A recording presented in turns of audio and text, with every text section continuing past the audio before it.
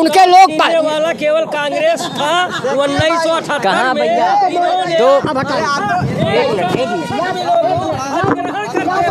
बर्बाद कर दिया। चलिए, बहुत शुक्रिया हमारे साथ बातचीत करने के लिए। मैं लखनऊ के मार्केट में था।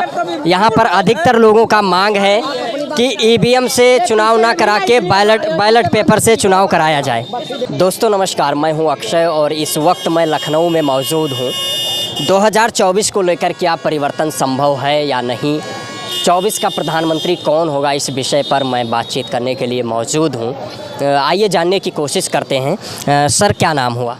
विनोद राय हमारा नाम है सर। क्या लगता है सर, 2024 में परिवर्तन संभव है? प्रधानमंत्री कौन होगा? देखिए, परिवर्तन जो है समाज का एक अभिन्न अंग है। हम समझते हैं कि डेमोक्रेसी का अगर हम व्याख्या करते हैं तो डेमोक्रेसी और लोकतंत्र परिवर्तन का एक आधार है। अगर परिवर्तन नहीं होगा तो राजतंत्र का सूचक बन जाएगा। अब वो केवल एक ही रिन्यूअल होता रहेगा, क्योंकि हिंदुस्तान जो है लोकतंत्र का एक जमात है, एक प्रारूप है, और लोकतंत्र के प्रारूप को कायम रखना। विपक्ष कह रहा है लोकतंत्र कहाँ है, लोकतंत्र खत्म हो गया, ईवीएम पे प्रश्न चिन्ह लग रहे हैं, चुनाव आयोग पे निष्पक्षता पर प्रश्न चिन्ह लग रहा है, तो लोकतंत्र कहाँ बचा, विपक्ष कह रहा है। देखिए, बिल्कुल विपक्ष जो है एक लाजमी सवाल जो है देश के सामने खड़ा कर रहा है। सरकार अगर नैतिक हो, सरकार को अपने जनमत पर पूर्ण विश्वास हो, सरकार को अपने डेवलपमेंट पर विश्वास हो, सरकार द्वारा जो प्रायोजित कार्यक्रम है उस पे यकीन हो, तो हम समझते हैं कि बैलेट पेपर से सरकार को पीछे नहीं हटना चाहिए। और हम तो द्वितीय हरिश्चंद्र का दूसरा अवतार संजोग से भारतवर्ष की सम्मानित जनता ने, भारतवर्ष के सारे फिलासफरों ने, भारतवर्ष की दलित शोषित पीड़ित जनता ने मुहर लगा करके दूसरा हरिश्चंद्र के अवतार को महिमा मंडित करके भारत का भाग्य विधाता के रूप में आदरणीय मोदी जी को बनाया है। मोदी जी जैसा कि ये लोग कहते हैं कि सर्वमान्य नेता हैं, हम भी मानते हैं कि वो सर्वमान्य नेता हैं। तो जब आदमी निष्पक्ष हो, जब आदमी अपने शपथ पत्र पर पूर्ण यकीन रखता हो, व्यक्ति जो है भारत के संविधान में पूर्ण आस्था रखता हो, तो हम समझते हैं कि अगर विपक्ष एक ही सवाल करता है कि मुझे इस बात पर संदेह है सरकार द्वारा कार्यक्रम पर कि आप ईवीएम द्वारा लोकतंत्र का हरण कर रहे हैं, आप लोकतंत्र का अपहरण कर रहे हैं, आप लोकतंत्र को मिटाना चाहते हैं, आप लोकतंत्र में राज्य का स्थापना करना चाहते हैं, तो हम कहते हैं कि प्रधानमंत्री को एक बार बैलेट पेपर से चुनाव करा लेना चाहिए। ये मेरे जैसा व्यक्ति का मानना है। अब रह गया सवाल कि भाई हर लोग अपने अपने स्तर से, अपने अपने तरीके से, अपने अपने ज्ञान से, अपने अपने तहजीब से व्याख्या करते हैं। लेकिन एक बात मैं आपके चैनल पर ईमानदारी से कह देता हूँ कि जहाँ तक विपक्ष और सत्ता पक्ष में प्रधानमंत्री का अगर योग्यता के मापदंड पर, उसके शिक्षा के मापदंड पर, उसके अनुभव के मापदंड पर, उसके ख्यात के मापदंड पर, उसके भौगोलिक परिवेश में उसके पैतृक व्यवस्था के त्याग, समर्पण और बलिदान पर अगर वास्तव में कंपैरिजन हो तो विपक्ष भारी पड़ेगा। विपक्ष का जो नेतृत्व कर रहा है उसका नाम राहुल गांधी है। राहुल गांधी को प्रधानमंत्री देखना चाहिए। पूरा हम नहीं, ये विधा देखना चाहती है, वर्तमान संविधान देखना चाहता है, इस देश की दलित शोषित पीड़ित जनता देखना चाहती है। एक ही मात्र नाम है, उसका नाम राहुल गांधी। अब रह गया ख्यात पर हम कंपैरिजन कर देते हैं। जब राहुल गांधी जिस वक्त धरती पर अवतरित हुआ, दुनिया का चप्पा चप्पा राहुल गांधी को जान गया।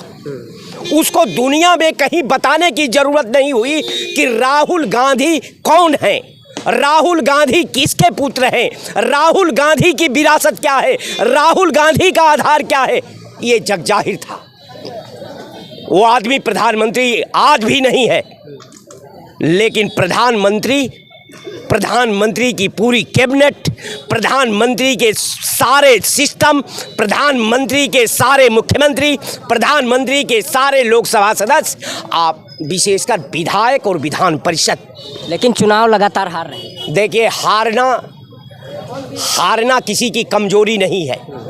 मैं तो उस शख्स को बधाई देता हूं कि जिसको सारा सिस्टम, जिसको मिटाने में लग गया था, वो राहुल गांधी ने बताया कि आपका मिटाना, आपका मेरे प्रति सोच, आपका मेरे प्रति साजिश, आपका मेरे प्रति भूमिका जगजाहिर है और उसमें कहीं कोई दो राय नहीं है।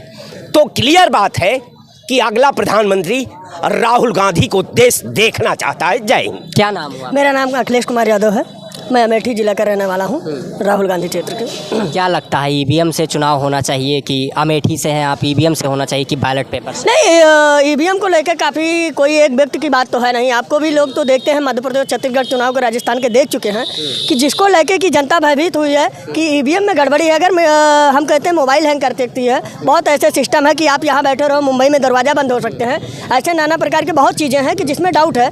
अगर हम कहते हैं कि अगर बीजेपी में अगर मान लो कि आप अमेठी जिले से हैं, क्या लगता है आपका बेहतर सांसद स्मृति ईरानी या राहुल गांधी? नहीं, हमारे यहाँ तो कहना नहीं चाहिए, राहुल गांधी जीते हुए हैं, स्मृति ईरानी कभी भी नहीं जीत सकते। अगर है वो तो सांसद हैं। अरे जो भी देखा जाए, अगर हाथों 4 साल में हमने बहुत विकास कार्य कर दिए। हमारे यहाँ राम सेवक धोबी जी विधायक थे, 60 साल लगातार, उन्होंने खत्म हो गए, कोई दांव नहीं लगा पाया। अब आप ही सोचो कि जो अमेठी क्षेत्र का हो, अगर वहाँ पे अगर बीजेपी जीत जाए, बहुत बड़ी संभव की बात है। हम ये तो नहीं कह सकते कौन होगा प्रधानमंत्री, लेकिन मैं ये जानता हूँ अगर बीजेपी में ईमानदारी, अगर उनको लग रहा है कि मुझे 70% वोट मिल रहा है, तो राजस्थान में कुछ ना करें, मध्य प्रदेश में कुछ ना करें, सिर्फ 10 मंत्रियों को और कांग्रेस कोई 10 प्रत्याशियों को उतार दे, आमने सामने 10 प्रत्याशियों के बीच में हो जाएगा दूध का दूध पानी का पानी। अगर सिर्फ 10 प्रत्याशी राजस्थान या छत्तीसगढ़ कहीं पे उतार दिया जाए जहाँ पे, जिससे कि पब्लिक का भी शंका खत्म हो जाएगा, पार्टी भी संतुष्ट हो जाएगी। चलिए, क्या नाम हुआ चाचा? लोलारख उपाध्याय जी, क्या कहना चाहेंगे? ईवीएम से चुनाव होना चाहिए या बैलेट पेपर से? ईवीएम क्या है? ईवीएम है क्या? वोट डालते हैं आप ईवीएम मशीन से? ईवीएम मोदी की है। ईवीएम मोदी की है। जिस कंपनी ने ईवीएम बनाया, जहाँ के लिए बनाया, क्या वहाँ ईवीएम से चुनाव होता है? जिस जगह इसका जो है जन्म हुआ और जिस देश ने इसको बनाया, क्या उस देश में ईवीएम से चुनाव होता है? आप लोग कभी चर्चा इस पर किए हैं? नहीं किए हैं ना। अमेरिका, जापान विकसित देश नहीं करवा। देखिए, अमेरिका पर मैं नहीं बोलना चाहता। अमेरिका तो लगाने बजाने वाला काम करता है। पूछे कैसे? एक तरफ क्या लगता है प्रधानमंत्री किसको देखना चाहते हैं? भाई देखिए, मोदी जी से खुश? मैं एक ही चीज़ जानता हूँ, हमारे देश की बड़ी विडंबना है। भारत में देखिए, हम लोग जेपी मूवमेंट के आदमी हैं। जब इंदिरा गांधी को मुर्दाबाद कह करके 10-20 संपूर्ण क्रांति का नाम। जी हाँ, इंदिरा गांधी को 20,000 मुर्दाबाद कहने पर मिल सकता है, तो नरेंद्र मोदी मुर्दाबाद कह रहा हूँ, फिर आगे हो सकता है कोई 40,000 कर दे। मैं तो कह रहा हूँ, हमारा देश बड़ा निखट्टू देश है। हमारे देश में ऐसे ऐसे लोग हैं कि धर्मगुरु कहलाते हैं। क्या कहलाते हैं? धर्मगुरु कहलाते हैं। आपको शायद याद न हो, हमारे देश में माननीय विश्वनाथ प्रताप जी को बनारस ने सम्मान बहुत बड़ा जो है एक उपहार दिया था उस जमाने में। मैं एक आपको याद करा रहा हूँ, मैं कुछ कह नहीं रहा हूँ। एम.के. स्टालिन ने अभी प्रतिमा का अनावरण किया है, क्या लगता है? किसका? वीपी सिंह का। और प्रधानमंत्री मोदी जी कहते हैं मैं पिछड़े माँ का बेटा हूँ, क्या ऐसा पिछड़ा? ये कब पिछड़ा हो गया भैया? कहाँ से पिछड़ा हो गया? बनिया जिधर बटखरा रखता है 5 ग्राम और चढ़ जाता है, और जब वो 100 ग्राम तौलने की कोशिश करता है तो आप 90 ग्राम लेकर सामान उसके यहाँ से जाते हैं। याद रखिए, ये बनिया की पार्टी है, ये बनियाउटी, हाँ बनियाउटी हिसाब है। और ना विश्वास हो तो आप आइए ना, चलिए अभी यहीं यहीं यूपी में लखनऊ में बहुत बड़ा भव्य आयोजन हुआ था, बहुत बड़ा भव्य आयोजन हुआ था। इसमें बड़े बड़े उद्योगपति आए थे, बड़े बड़े। अब कहाँ से आए, कैसे आए, टपक पड़े कि समुद्र में से आ गए, डूबे हुए थे, सब निकल आए और सब आ करके मोदी जी का उत्तर प्रदेश को लूटा सबने, क्योंकि जनता नहीं जानती इस चीज़ को। जनता की नीतियाँ, जनता के लोग, जनता का विश्वास है, तो जनता को लोगों ने लूटा। जैसे आप भी जनता हैं, ये स्थिति क्या है कि जब हमारे देश में कोई चीज़ आती है तो किसान मरता है, पैदा किसान करता है, किसान पैदा करता है, उसी से ये सस्ते रेट में खरीदते हैं और फिर ले जाते हैं बाहर, उसी में मशीना में मशीना पेरते हैं और पेरने के बाद तब महंगे दामों में बेचते हैं। हमारी ही चीज़, हमारी बनाई हुई चीज़ ये महंगे दामों में बेचते हैं। ये कहाँ का न्याय है?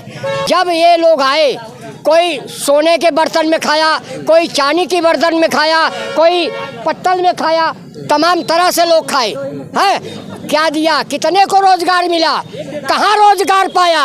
कौन रोजगार पाया? आपका भाई पाया, हमारा चचेरा भाई पाया और उनके लोग पाए। वाला केवल कांग्रेस था 1978 कहाँ भैया?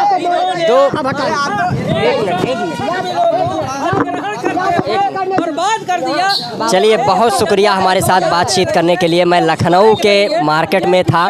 यहाँ पर अधिकतर लोगों का मांग है कि ईवीएम से चुनाव ना करा के बैलेट पेपर से चुनाव कराया जाए।